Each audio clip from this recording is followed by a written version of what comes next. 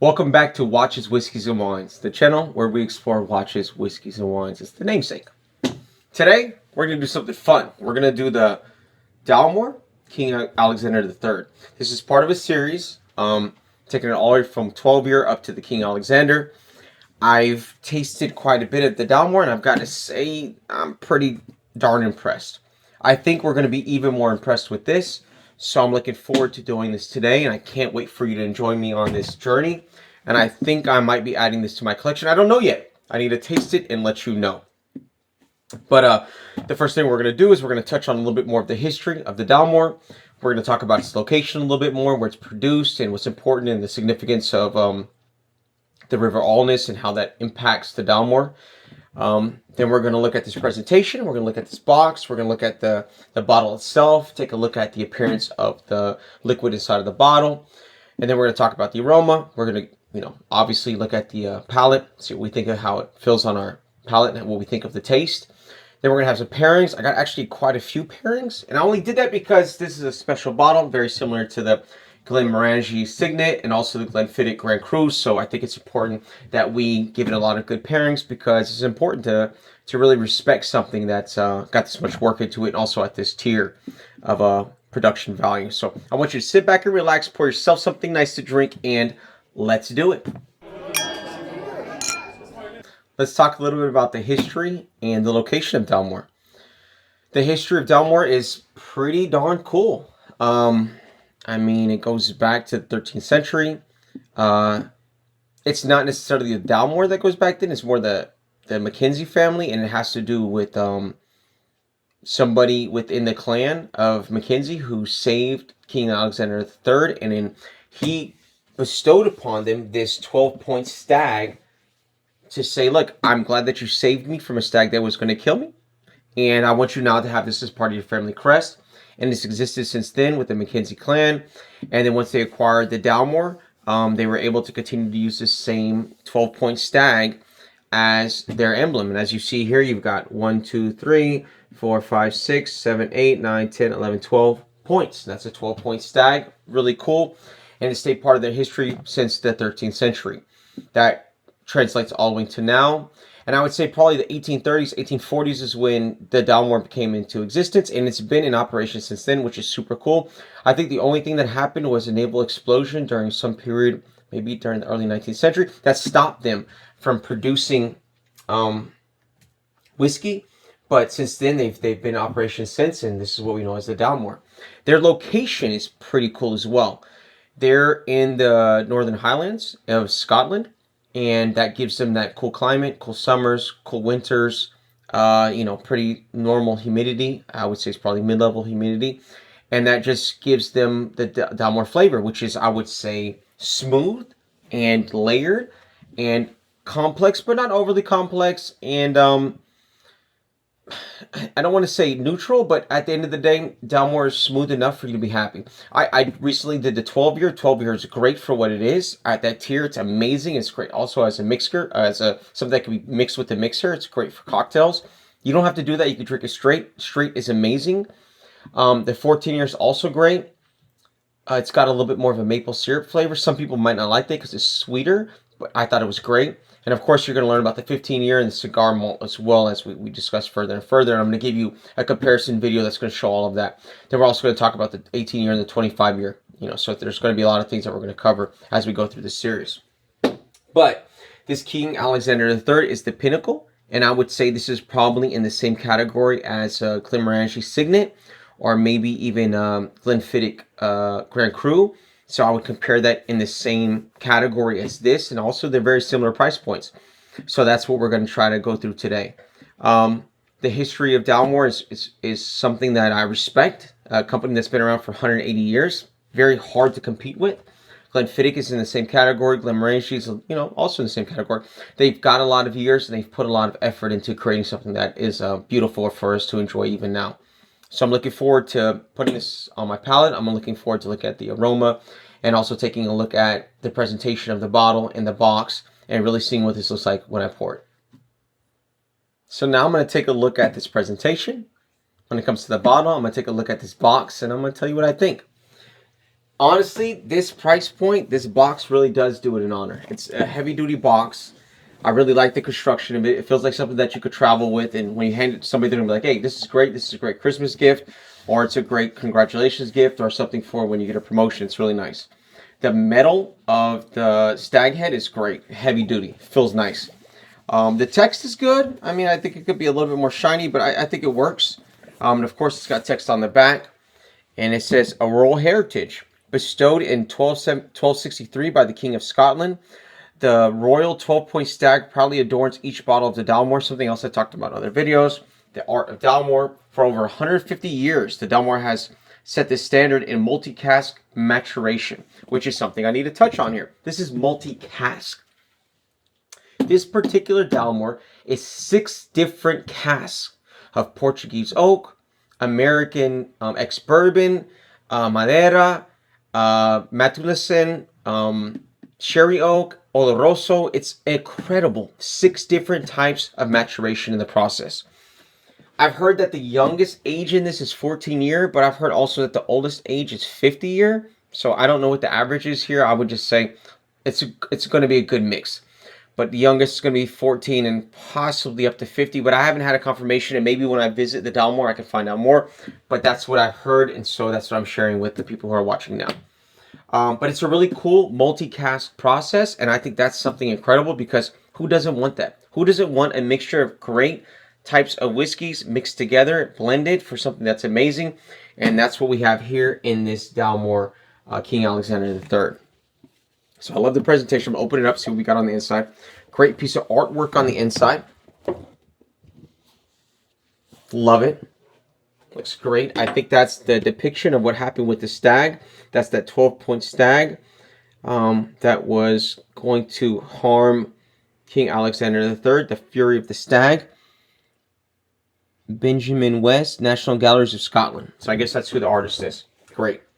The bottle looks nice and tucked in here. And of course it says King Alexander III, and a unique assemblance of 6 exquisitely curated cask finishes. And that's what I was talking about. So let's go ahead and pop it out and see what we think. A little bit of trouble getting it out here. Interesting.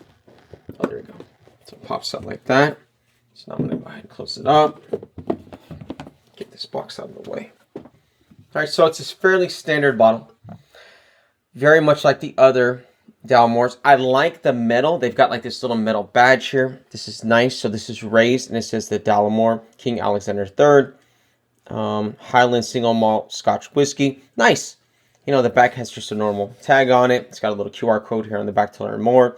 But this is the most, I guess, different part about this is this little badge here. Nice. I mean, I think it makes it different than other Dalmores.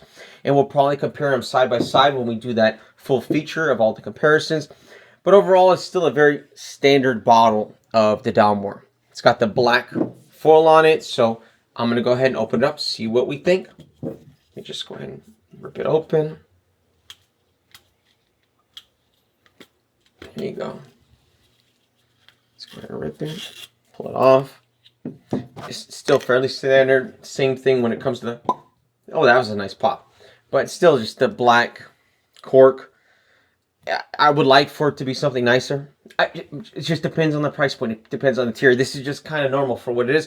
But at least they have this badge. That's okay. The color is a reddish brown amber, but much lighter.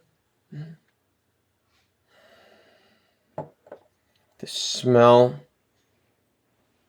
oak, vanilla, obviously caramel. You're getting wood. You're getting a bunch of different barrels. It is really complex. A lot more complexity than I realized. This is top level complexity.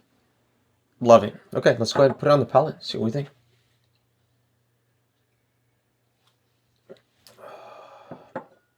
Wow. A lot of flavor. Hazelnut. Even cherry. Sweetness, red fruits. I expected for it to be more harsh, but it's not. It's actually pretty darn smooth. I would put this at maybe an 8 when it comes to smoothness. Nice. Very nice for how strong it was. Very nice texture in the mouth. I almost expect a little bitterness, like bitter raisins, toffee. Yeah, very complex, but dry. It has some dryness in the mouth, but great. Love it. I love it for what it is. Very nice. It's something that I think is exquisite. It's going to be part of my collection. I could tell you as of right now. Do I think that they could do a little something better with the presentation? Absolutely. Do I think this needs to be maybe a wider bottle, something a little bigger, something that separates it from the others? 100%. Do I think this cork needs to be different? Please, spend the extra $2 or $3, make it a little bit different. That's all I'm going to say. Let's bring out our pairings. I've got an almond biscotti. I've got also some cherry dark chocolates. I've got a thin dark chocolate with almonds and sea salt.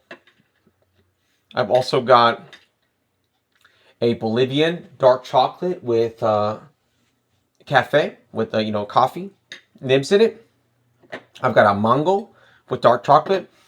And then I've got some quinoa barbecue chips. I thought this would be interesting to add to it because it's going to add the crunchiness and maybe that, I don't know, the tartness or the sweetness from the barbecue. So I'm going to start with this.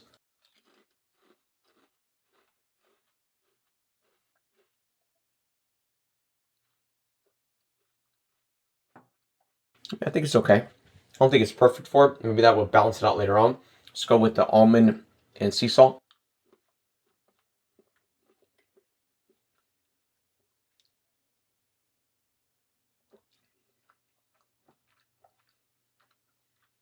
Pretty good.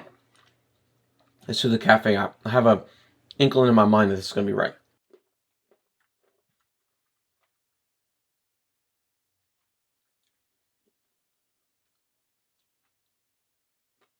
Yes, the cafe with dark chocolate, nearly on point, nearly 100% perfect.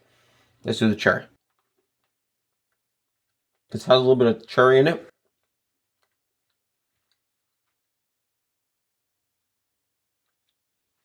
Wow. That dark chocolate coffee followed by the cherry with this whiskey, impeccable. A lot of layers, a lot of different flavor. Let's do the almond biscotti.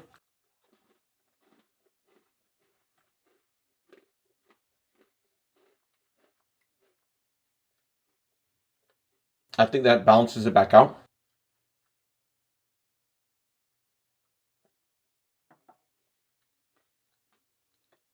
But the dark chocolate with the coffee, nearly perfect. And I'm going to try now this mango with the dark chocolate.